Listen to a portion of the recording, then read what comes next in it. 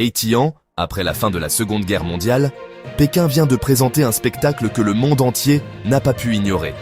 Le président chinois, Xi Jinping, s'est tenu au cœur de la place Tiananmen. Vladimir Poutine, Kim Jong, les trois ensemble. Un message très délibéré au reste du monde. Le discours de Xi était lourd de sens. Il a averti que l'humanité est à la croisée des chemins. La paix, la guerre, le dialogue, la confrontation.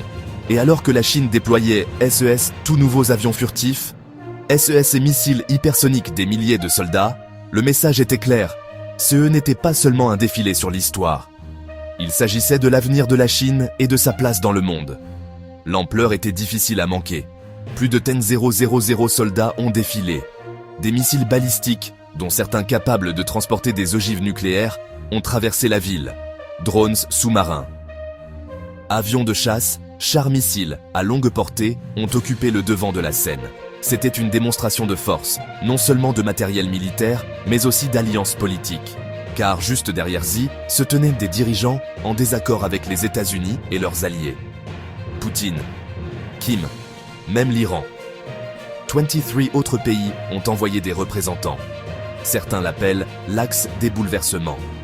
Et tandis que le monde observait, l'ancien président américain Donald Trump a commenté de loin, accusant Xi, Poutine et Kim de conspirer contre l'Amérique. Xi n'a pas abordé cela directement.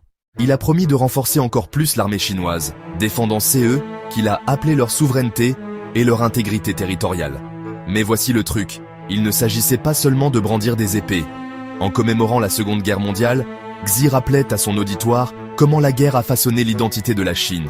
Il a parlé de se tenir du bon côté de l'histoire, une phrase qui s'adressait à la fois à son propre peuple et à la scène mondiale. Alors, que maintenant ? Le défilé de Xi était une question de mémoire, honorer la victoire et le sacrifice. Mais il s'agissait aussi de l'avenir, revendiquant la place de la Chine en tant que puissance mondiale prête à se défendre, et peut-être plus. Le monde observe, les choix sont réels, et les conséquences, elles sont encore à écrire.